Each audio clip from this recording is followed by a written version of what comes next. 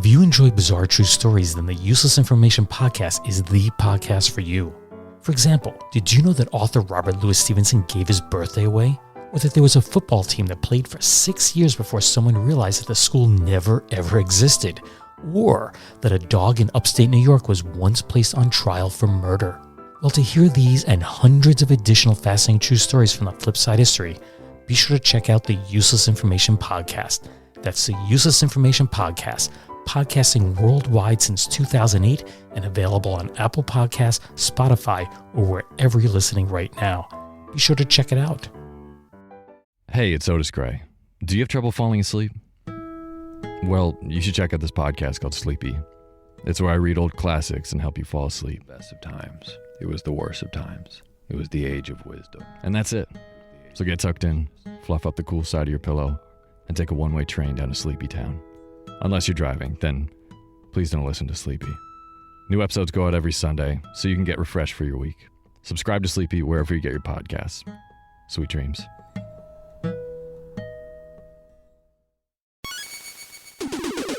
Recorded in Chicago, Illinois, with your hosts, Ken, Matt, Neil, and Jeff. This is Triviality.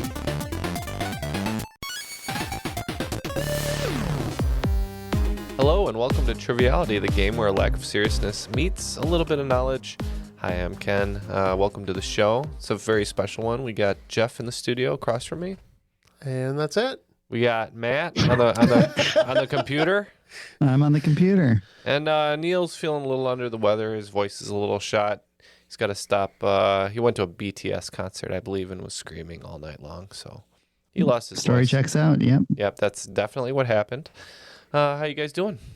Good. Oh, Happy great. To be here. Glad. Feeling ready for a game of trivia today? I think so. Yeah. Mm-hmm. That's Watching a lot of Jeopardy. I'm ready to go. That's a good sign because we have. Is that because you get it in prime time where you're at now? Yeah, I love 8 p.m. Jeopardy. It's awesome. I wish. The 3:30 Chicago nonsense. Yeah. Well, that's a great sign that you guys are ready for some trivia because guess what? We got to play some. All right. Let's start with our guest today. As we said, we're trying to bring in some classic Patreon supporters. Patreon Classic, as we call it. This first one is a Savage Superstar. He joined Patreon on February 6th, 2018. Very, very close to the beginning of our adventure here, and we can't thank him enough for that. Scott Barber, welcome back to the show. Hey, glad to be here. Thanks for the invite. I like classic rather than old. Yeah. I get old a lot, so classic works a lot better. I like that. Yeah, nice to see you again as always. But can you remind the listeners a little bit about yourself? Sure. Yeah, Scott Barber out of West Virginia. Just a CPA. Worked for the Treasury Department of the federal government. Boring accountant, as I like to say, and but an interesting man. Well, people say that, but I think it's like accounting level interesting. Like I say, I'm funny for an accountant and I'm interesting for an accountant, which the bar is pretty low. So expectations stay low with that kind of a career choice, I think. But at the office, you're in the top 95th percentile. Oh, yeah. I'm the wild man at the office for the accountants. Lampshade firmly on. Exactly right.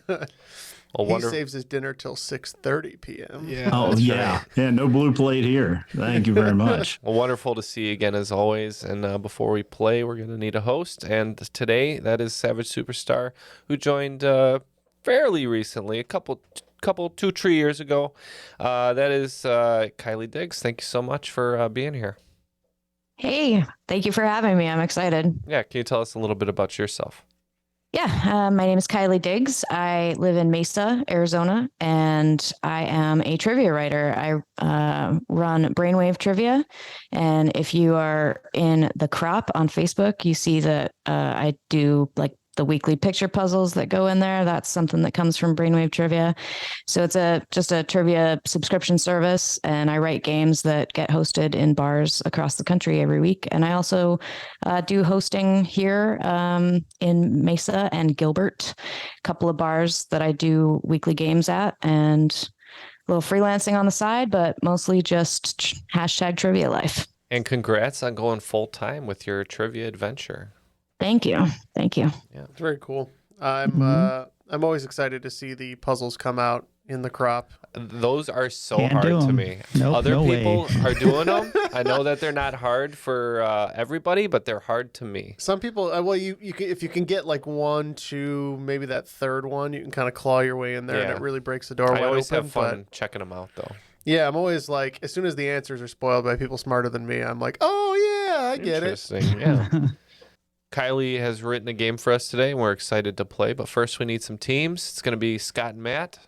Any team name for you guys? We talked a little bit about accounting, being big fans of 90s bands. Scott, what did we come up with? I think we came up with Accounting Crows. Accounting That's Crows. Great name. And since me and Jeff are in the studio and we're a team, sticking with the 90s band theme, we'll be Hootie and the Brofish because we're bros. So those are the teams. Let's get the rules. The rules of the game are simple. 20 questions split into 2 rounds worth 10 points apiece. At halftime, there'll be a special swing round designed by this week's host. After regulation, players will enter the final round with the points that they've accumulated and will have a chance to wager 0 to 30 points on 5 categorized questions. At the end of the game, someone will be named the cream of the crop. The cream will rise to the top. Oh, yeah. Them's the rules. I think we're ready to play. So, Kylie, you want to take it away? You bet. So round number 1, question 1, your category is, well, he wasn't wrong. When George Clooney took the stage to accept his Oscar for Best Supporting Actor in 2006, he opened his speech by quipping, "All right, so I'm not winning director." Clooney was the first person to be nominated on the same night for directing and acting on 2 different films.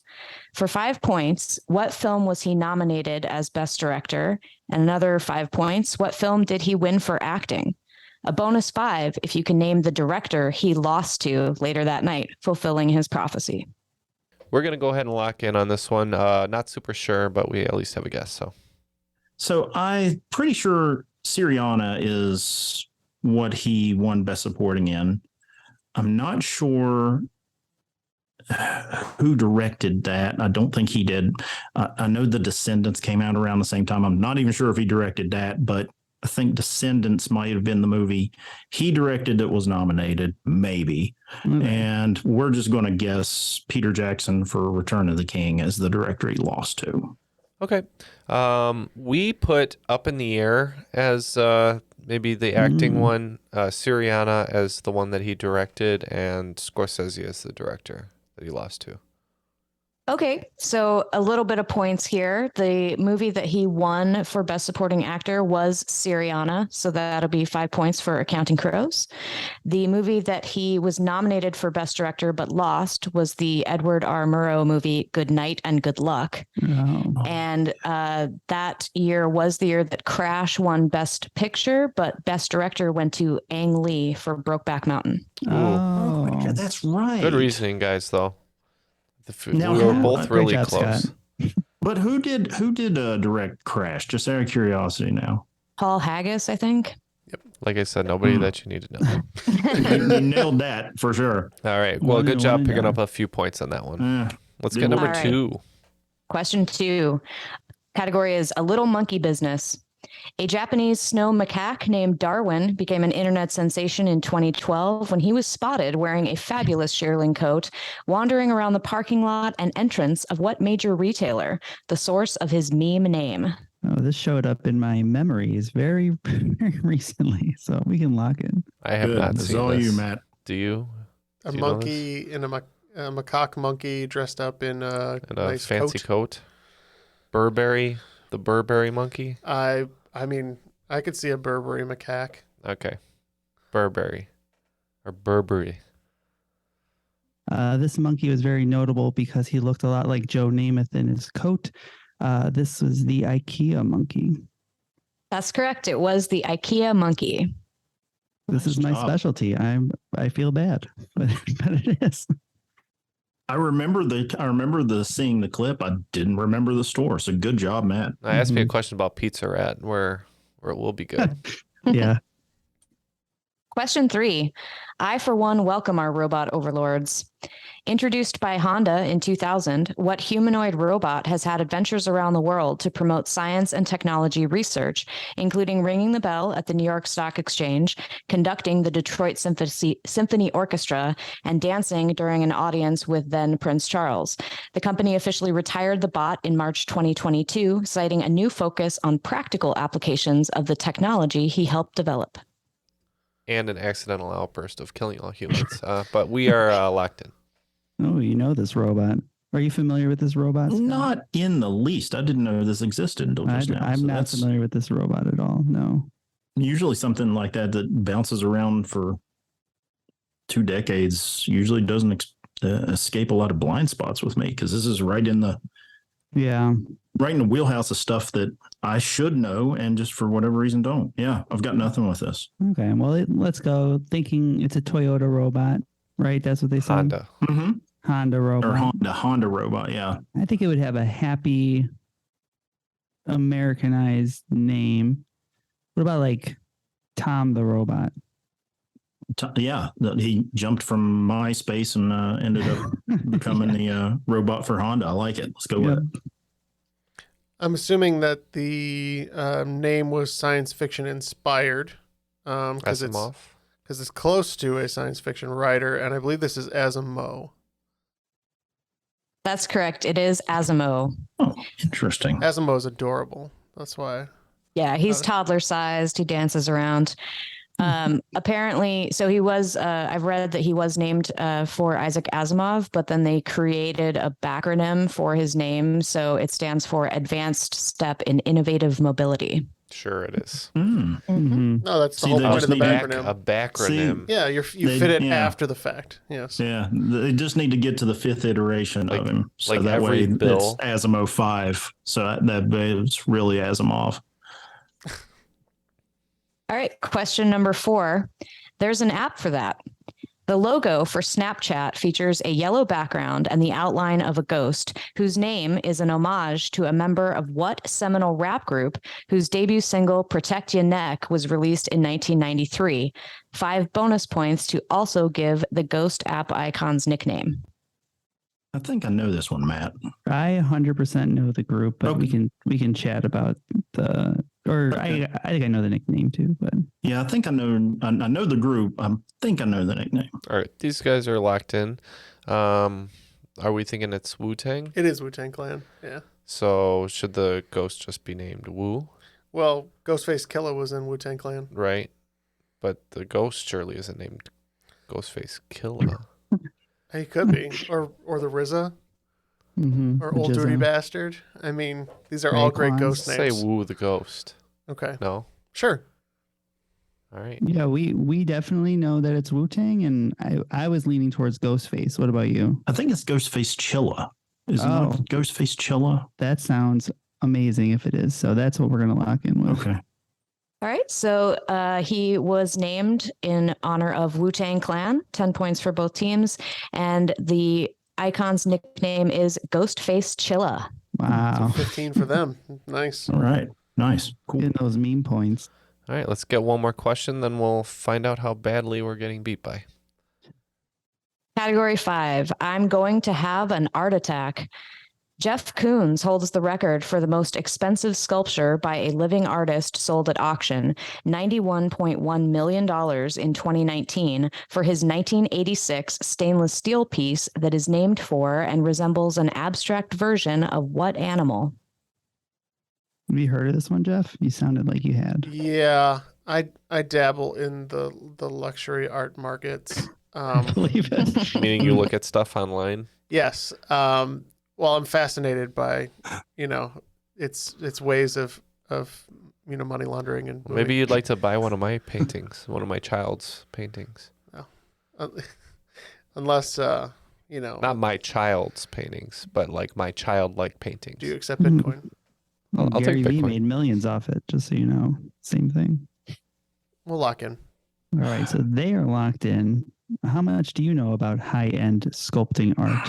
Not a lot, especially with currently living artists. Yeah. If it was some of the classic famous ones, the famous ones and the ones that are, high-end paintings that were sold.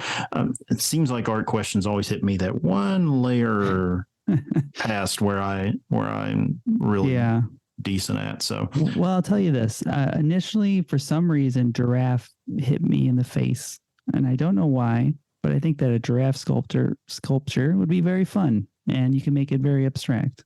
I like it. Let's go with it. Yeah, I'm definitely thinking of another artwork, but we said shark. So no points on this one. It is a rabbit. Yeah. A stainless steel rabbit. Are you thinking about the shark? Are you thinking about the shark that's enclosed in Yeah. In formaldehyde by the one in formaldehyde. That's right. I'm trying to remember. Yeah. Can't remember who did it either. Again, one layer past where I'm good at. Well, let's get the scores really quick, and then Jeff will pull up that artist that he's thinking of. We just yanked in 20 points on this one. How about you guys? And we are at 30 points. All right, so not as bad of a beating as I expected, just thanks to those bonus points for you. All right, let's get number 6. Question 6, category in the swim of things. What flamboyant U.S. swimming bro found himself in a mess of controversy during the 2016 Summer Olympics in Rio de Janeiro, Brazil, when he falsely claimed he had been held at gunpoint and robbed by men wearing police badges? Turns out he drunkenly vandalized a gas station and had an altercation with some security guards, for which he later apologized. Definitely not a situation to make you say, yeah. We are in. Did you find that artist? That was Damien Hirst. Was the one I was thinking. That's right. It is Damien Hirst. And we're locked in. Was this Ryan Lochte? That's what I have written down. Was Ryan Lochte? Yeah. It wasn't Phelps. Phelps just ate a lot. So I'm pretty sure it was Ryan Lochte. Yeah. Okay. We can lock in. I'm pretty confident about that. Lock in with Ryan Lochte. That's why I said we're in and not locked in. Yeah, we said Ryan Lochte. Ryan Lochte is correct. Points for both teams. He has a very punchable face. Oh. He does have a punchable face, right? Evidently, and very punchable. All right, question 7. Give my regards to Broadway. Billy Porter won a Tony in 2013 for his role as Lola in Kinky Boots, a musical with a book by Harvey Fierstein and music and lyrics by Cyndi Lauper.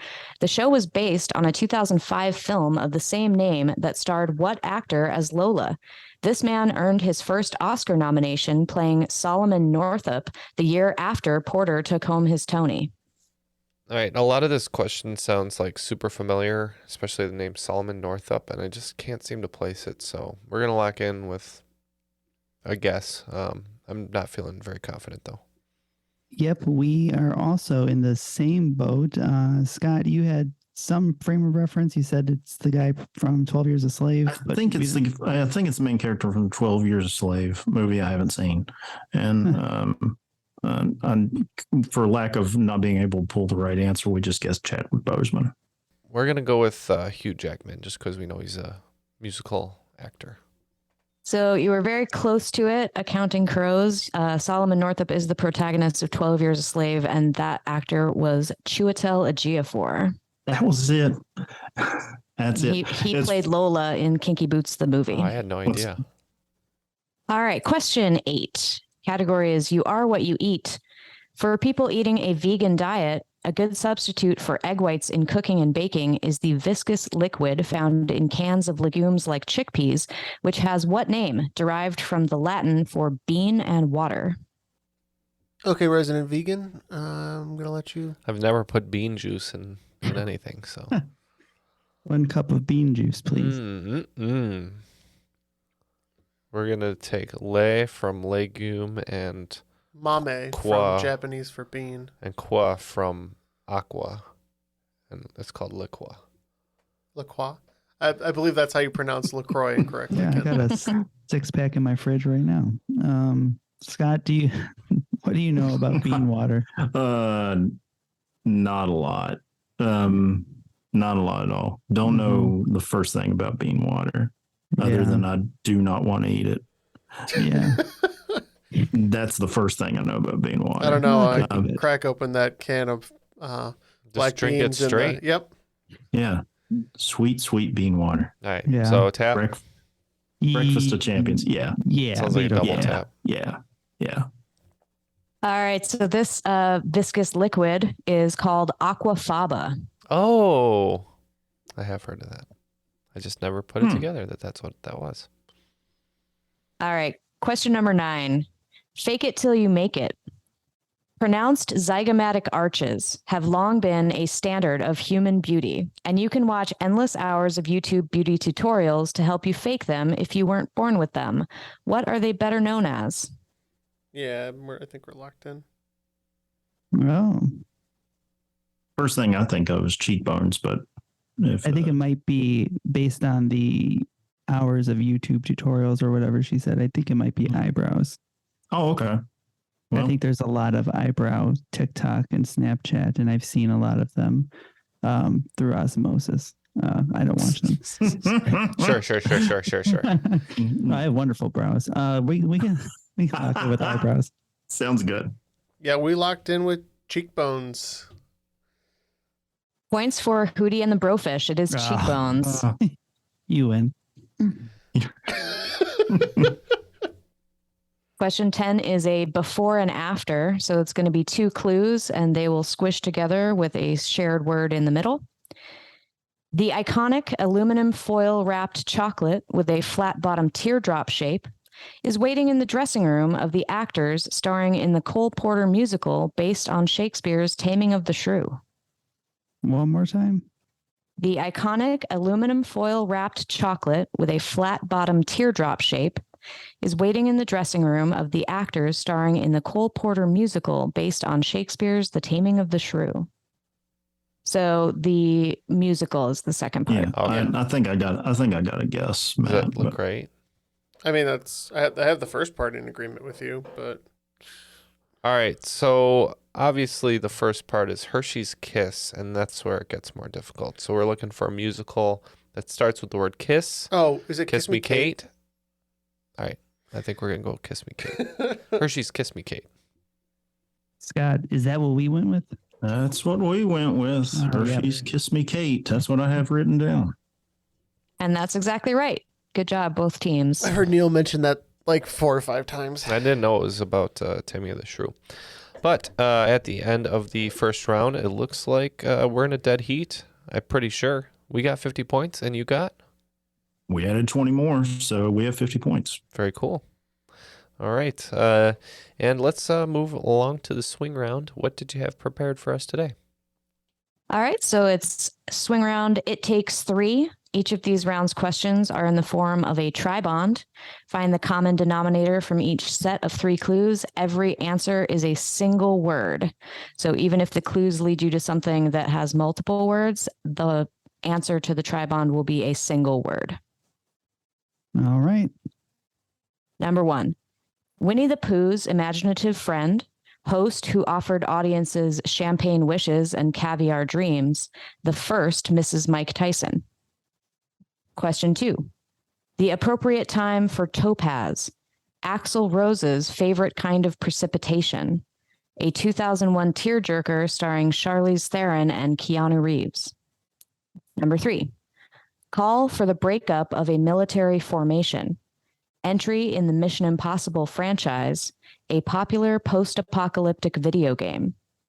Number 4, a hatchet-wielding prohibitionist, a Manolo Blahnik wearing a New York single gal, a blood-drenched telekinetic. Number 5, a frequent partner of assault, Manhattan's southernmost park, a baseball team's number 1 and number 2. Number 6, a long, generally piled high sandwich, Shakespeare ingenue who fakes her death, early Mariah Carey ballad.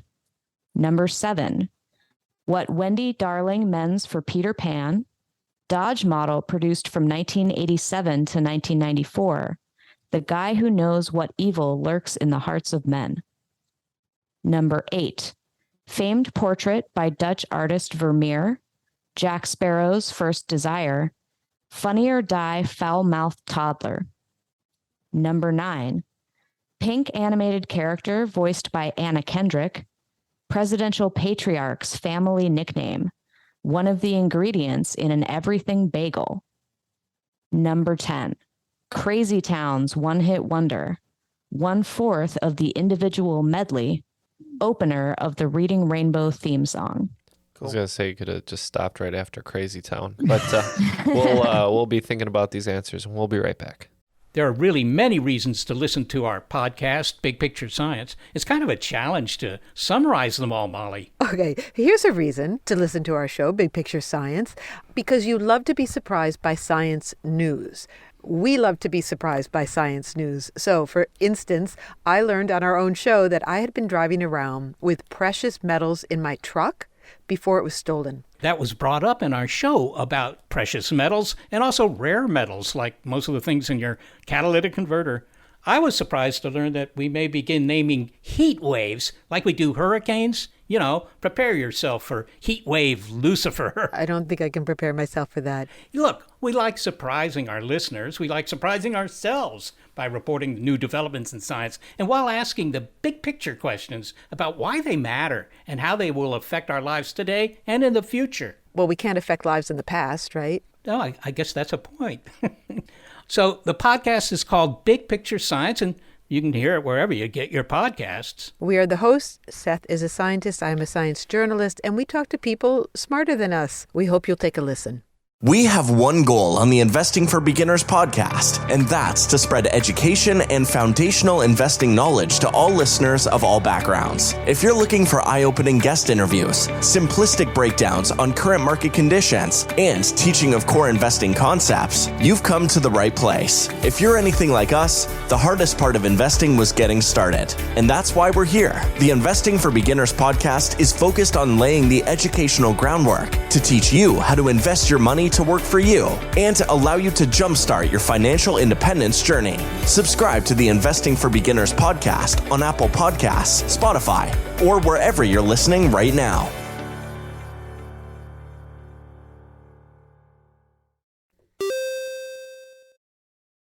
Okay, we are back from our short break, and I just want to remind everybody, hey, we do get a lot of our funding from Patreon, including these lovely people who are our guests today on the show. Jeff, can you tell the folks a little bit about our Patreon? So thank you very much, Ken. Yeah, we are seeing excellent stuff from our patrons the last couple months in particular. We really are appreciative of all the support we get there. So Patreon is a voluntary subscription service where for as little as $1 a month, you can get things like Ad Absolution. What's that? Well, you don't have to feel bad about the fact that you're not listening to our ads anymore. So you can get ad-free episodes, every single episode on Patreon, sometimes early, depending on what the production schedule looks like. And there's so many more great perks there. But if you are interested in helping us support the show directly, like Kylie and Scott are, we would really appreciate it. So thank you very much. Thank you so much. And it does help us individually as well as carrying the show forward. Let's get our questions one more time, and we'll give our answers. Number 1, Winnie the Pooh's imaginative friend, host who offered audiences champagne wishes and caviar dreams, the first Mrs. Mike Tyson. We took it from Christopher Robin and just had to assume that the other ones were Robin something, so we went with Robin and not Christopher. Yeah, the other two are Robin Leash and Robin Givens. So we also went with Robin. Both teams are correct. It is Christopher Robin, Robin Leach from Lifestyles of the Rich and Famous, and Robin Givens. Number 2, the appropriate time for Topaz, Axl Rose's favorite kind of precipitation, a 2001 tearjerker starring Charlize Theron and Keanu Reeves. We're going November, our current month. Yeah, November Rain was the giveaway there. We said November. Exactly right. November is correct. Topaz is the birthstone for November, and the movie with Charlize Theron and Keanu Reeves was Sweet November. Mm-hmm. Number 3, call for the breakup of a military formation, entry in the Mission Impossible franchise, a popular post-apocalyptic video game. Fallout. Yeah, we also went Fallout. We went back and forth on this, and then I finally was just like, oh, well, there was a Mission Impossible movie called Fallout. And so I said that, I was like, yeah, that's it. That's kind of the game franchise Fallout, yeah. Fallout is correct. Number 4, a hatchet-wielding prohibitionist, Manolo Blahnik-wearing New York gal, blood-drenched telekinetic. There's only one blood-drenched telekinetic that I care so much about, Carrie. Yeah, Carrie Bradshaw. We said Carrie. Exactly right. And the first one was Carrie Nation, the prohibitionist Carrie Nation. Number 5, a frequent partner of assault, Manhattan's southernmost park, a baseball team's number 1 and number 2. We're going with Battery.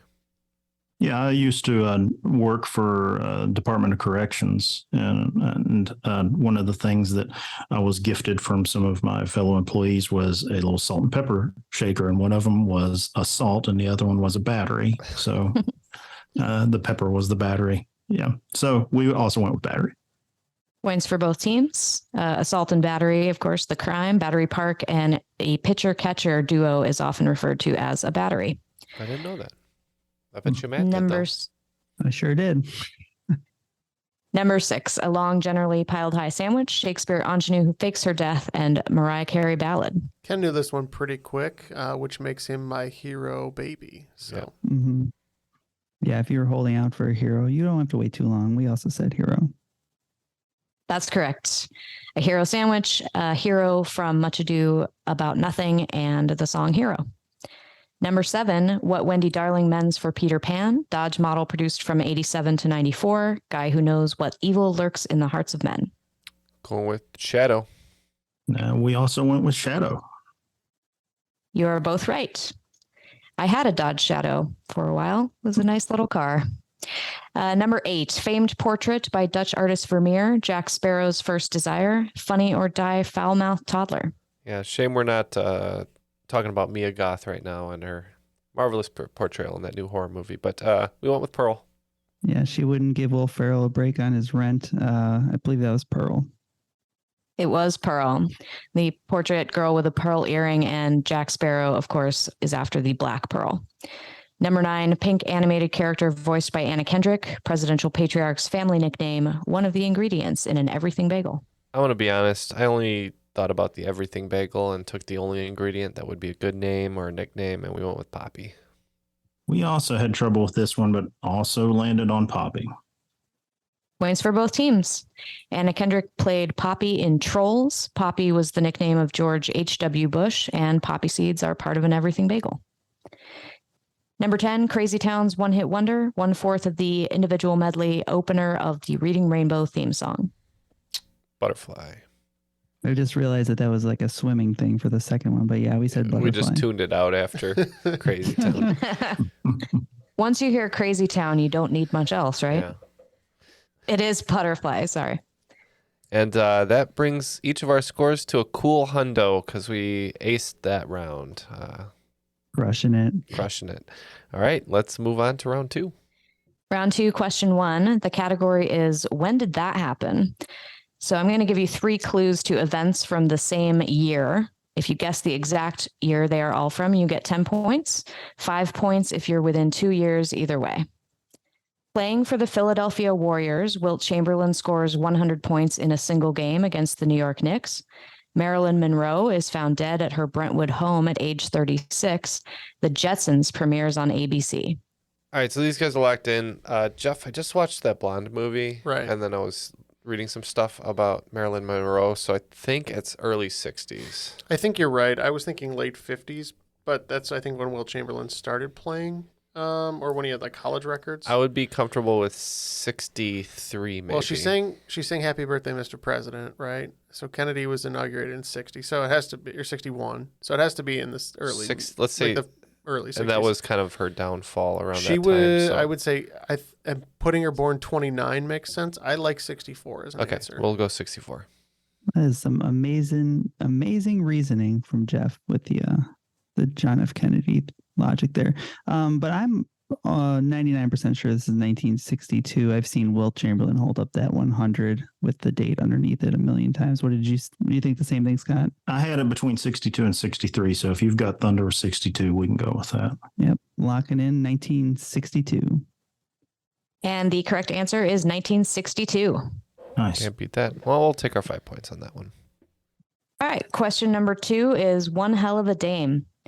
What late dame of the British Empire made her name as Emma Peel on the 60s British TV show The Avengers and was still killing the TV game and Prince Joffrey 5 decades later as Queen of Thorns Olenna Tyrell on Game of Thrones? Give me a sec. Yeah.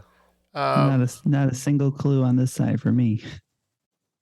Matt, I got a guess on this, but I don't know if you've got thunder on it or not. Okay, Jeff has remembered the name. We were struggling for a second, but we're good to go. And I verified that that's correct. All right, so they're all locked in. You said you had a guess. What were you thinking, Scott? I was thinking Vanessa Redgrave, but I could be wrong. Oh, that's a strong name. It's a name I've heard of. So those are two things that I like.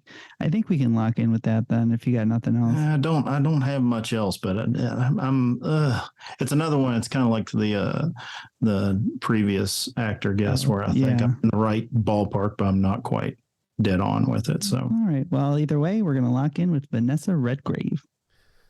Okay, so that's a good guess. I mean, Vanessa Redgrave, definitely a talented actress in her own right, talented acting family. Pretty sure. Oh, I don't. God, this is so tough. Diana Rigg. I think it's Diana Rigg. Yeah. All right, points for one team. The correct answer is Diana Rigg. Good job. I just wanted to keep saying Riggs, Murtaugh. Yeah. He wrote down Riggs. I was like, I think it's Rigg. I'm not gonna lie. She was a Bond girl when she was younger. She was in who's the first the Dr. Sean No? Connery. Dr. No. So she was like one of the first 2 or 3 movies. Okay. Quite fetching when she was young. That's how I remember. Cut that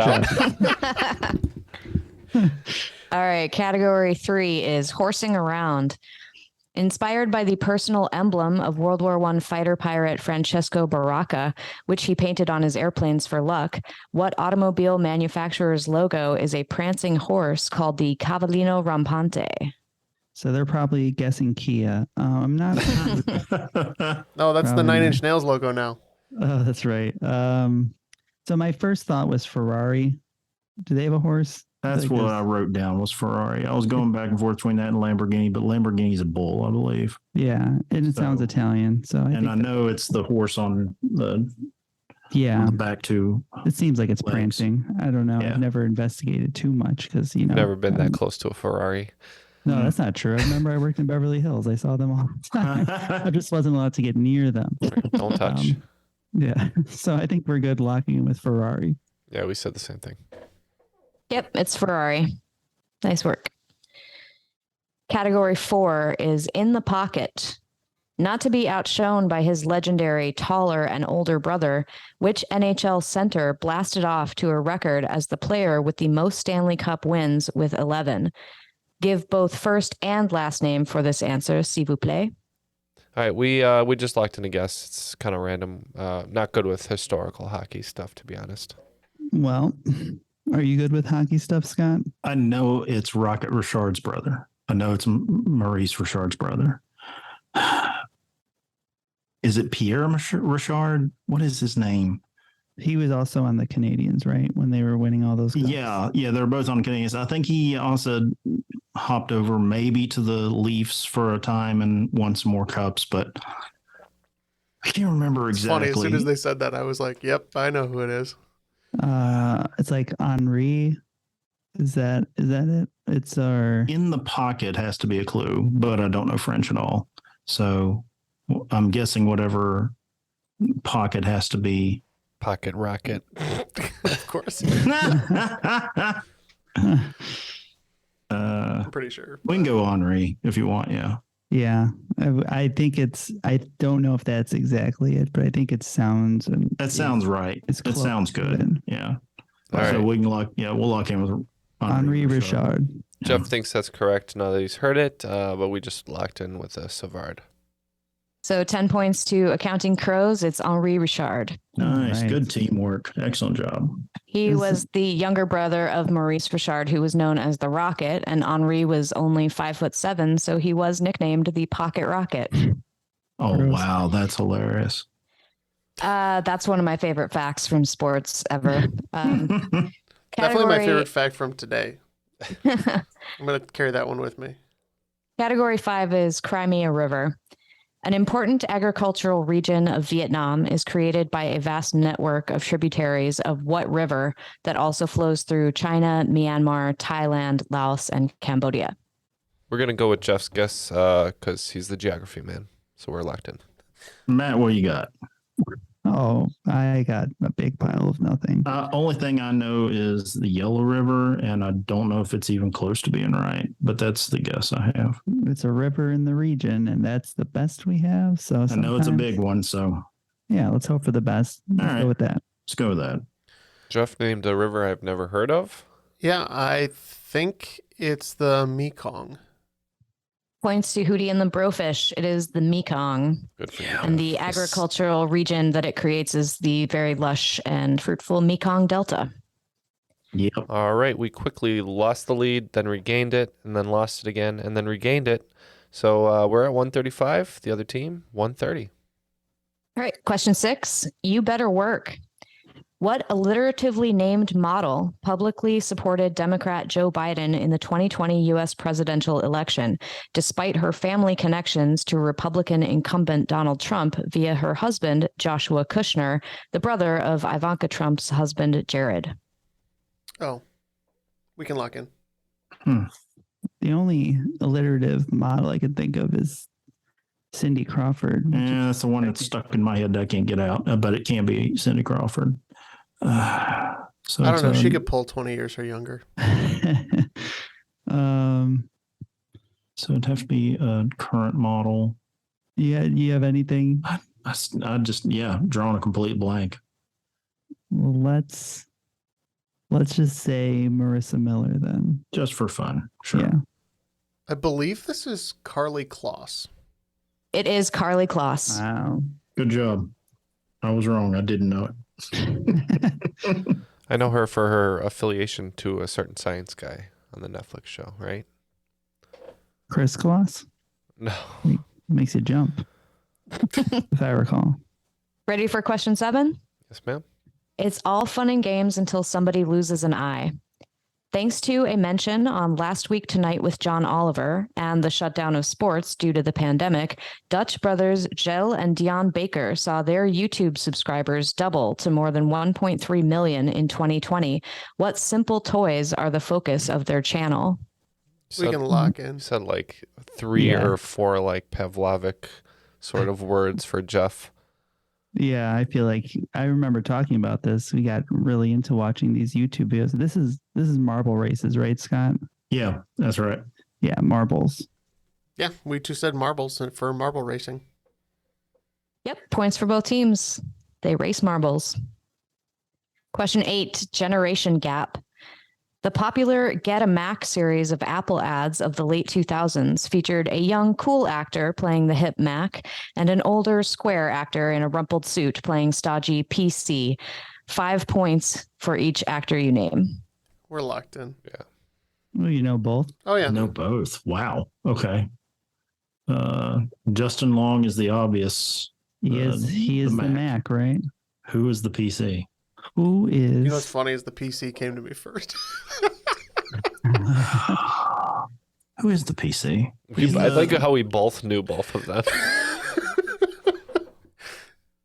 He's another one of those that guys. So. He is like a prototypical that guy. Yeah, he's one of those that guys. Oh, he's in that guy. He's that guy who's in that thing that was out last year. He's like a corporate guy in virtually everything. Yep. Shoot. I don't know his name. I don't think it's going to come to me. Well, we have Justin Long. Yeah. We'll always have Justin Long. So you got Justin Long. Anybody else coming to you? I don't think so. Just throw out Johnson to have a name. Okay. Yeah. Lucky Johnson. John Johnson. You're almost there. Yeah, John. John Hodgman. And Justin Long. John Hodgman. He looks great with a mustache, by the way. The judge himself. Yes, it's Justin Long and John Hodgman. Nice. Question number 9. Nobody said anything about math. So I'm going to give you I'm going to give you a trivia math problem, and you substitute the numerical answer for each clue and follow the operation in order to solve the equations. Ignore PEMDAS, and your answer will be a whole number. The year Ronald Reagan was first elected president, minus the year the United States entered World War II, divided by the number of the constitutional amendment that restricts the quartering of soldiers in citizens' homes. So, I believe, is Reagan 84? No, Reagan was 80. Voted in 80, took office in January of 81. So we'll say 80? Well, I think to get the math right, it's got to be 81, and then U.S. entered World War II. Well, it was World War II, right? Yeah. Is that 41? That was in 41. So that's 81 minus 41 is 40. Yeah, but I think that the amendment is Amendment 3. Is it the Third Amendment? Okay. Well, in that case, that makes more sense. I thought it was. You're right. It is the Third Amendment. That's right. Okay. In that case, that does make it work. So 39 divided by 3. So we have 39 divided by 3 to get you 13. 13 we're going with. Jeff?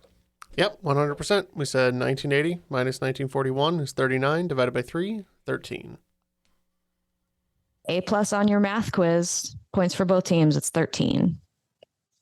The fact that it has to be a whole number very much helps, because then you can kind of be like, was it this year? Okay, we got it.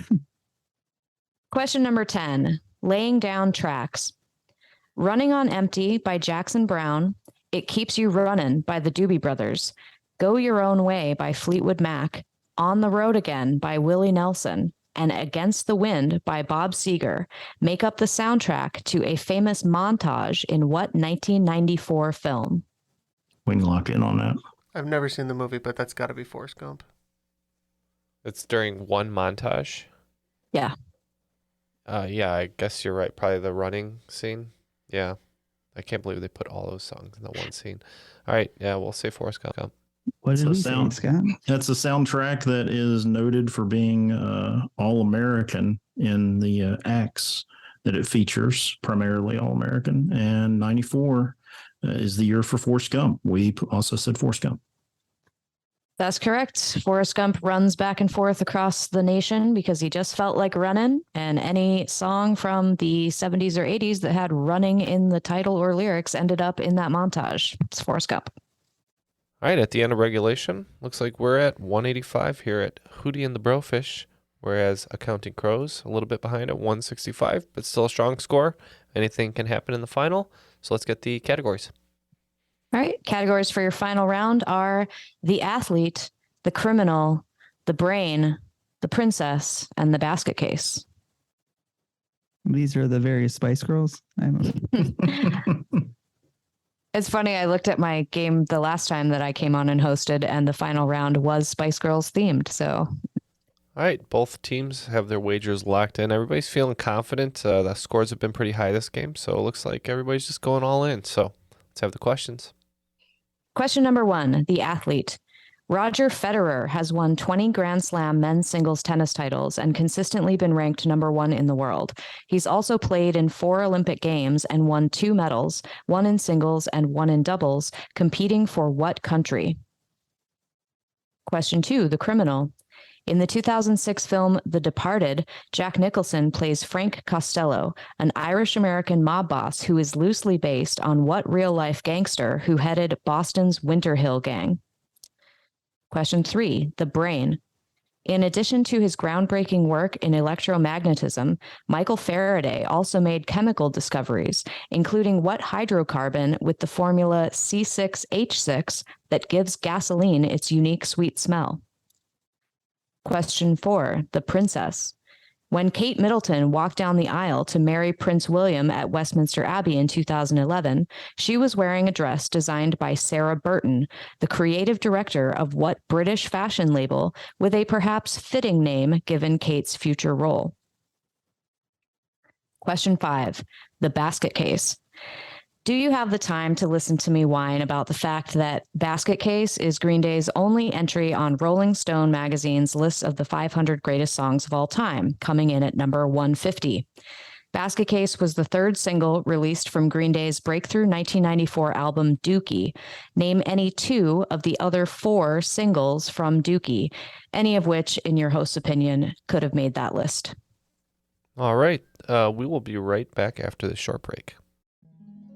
Parents, did you know there are podcasts for kids? I'm here to tell you about mine, What If World. I answer what if questions with wild and funny stories. Tell them how What If World has a huge cast of magical characters. Okay, and how each story has a positive message. Yeah. Yarr, What If World is great for bedtime, car rides, or whenever kids just need to unplug. You can find What If World on Apple Podcasts or wherever you listen. Monsters are as old as humanity itself. Monsters embody our fears. Yet, they help us define the boundaries of what it means to be human.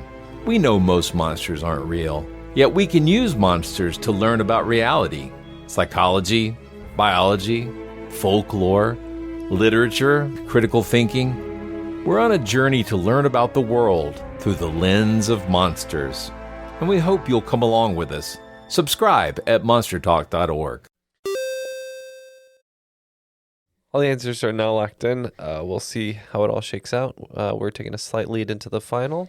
We may squander it, maybe not. Let's see. All right, question 1. The athlete, Roger Federer, has won 20 Grand Slam men's singles tennis titles, consistently been ranked number 1 in the world. He's also played in 4 Olympic Games and won 2 medals, competing for what country? So Roger Federer is Swiss. I'm like 100% positive. I remember the flag every time he played, the little red with the white plus. Cross, so yeah. we said Switzerland. We also said Switzerland. Roger Federer is Swiss. Points for both teams. Question 2. The criminal. In the 2006 film The Departed, Jack Nicholson plays Frank Costello, an Irish-American mob boss loosely based on what real-life gangster? Weren't positive on this one, but we went with Whitey Bulger. We were a little more sure on this one, and we also went with Whitey Bulger. Yep, played later by Johnny Depp in the movie Black Mass, an actual biopic of Whitey Bulger. Mm-hmm. Question 3, the brain. In addition to his work in electromagnetism, Michael Faraday discovered what hydrocarbon, formula C6H6, that gives gasoline its sweet smell. And we said benzene. We didn't know. We were just channeling our inner Hank Hill and said propane. Points for Hootie and the Brofish for benzene. Question 4, the princess. When Kate Middleton married Prince William in 2011, she walked down the aisle wearing a dress designed by Sarah Burton, the creative director of what British fashion label, with a perhaps fitting name given her future role?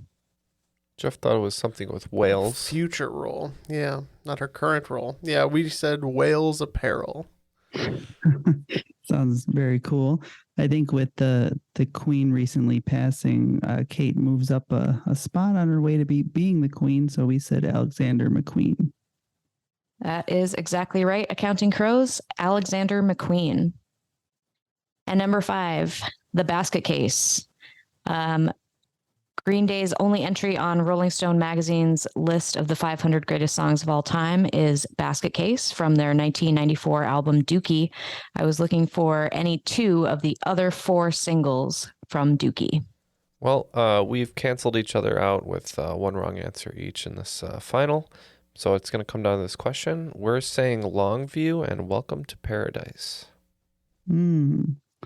We also said Welcome to Paradise. We said When I Come Around, and I hope that Longview isn't one, even though I know it is. Yes, the 4 singles from the 4 other singles were Longview, When I Come Around, Welcome to Paradise, and the radio-only single She.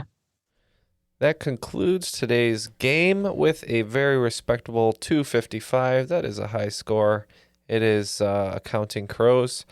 But we just couldn't be caught in that final with 275. Hootie and the Brofish are today's cream of the crop. Unjustifiably in a position that I'd rather not be in, but the cream will rise to the top. Oh, yeah. Good job, Jeff. That was a good one. You came up with a lot of answers there. As did you. Excellent. That's how this works. Excellent job to Scott and Matt. Good playing with you today. And like I said earlier, it's great to be on. It's great to see everybody again too. Yes, for sure. Yeah. Well, we'll say goodbye to you first, Scott. Any last shout outs that you want to give? No, nothing really. Just again, appreciative to be on. Thanks for having me back on. Again, great to see everybody, and nothing much for me to plug or push out there. So just thanks again. All right. Always a pleasure. And Kylie, great game today. A lot of fun questions. That's probably why you do it professionally, because you're good at it. Any last shout outs or remind everybody about your company? Yeah, it's Brainwave Trivia. You can check me out at brainwavetrivia.com or on any of the social media platforms. And just a shout out to my husband, Tim, who is my #1 playtester. Nice. Very nice. And that'll do it for today. Just want to remind everybody, as always, this is an Airwave Media podcast where you can find other great podcasts such as I Know What Scares You, The Constant, and Clever. Something we hope to be. Yeah. But don't always succeed at. But that'll be today's game for Kylie Scott. Neil, wherever he may be, my good friend on the computer screen, Matt, my good friend sitting across from me, Jeff, and I'm Ken, and that was Triviality.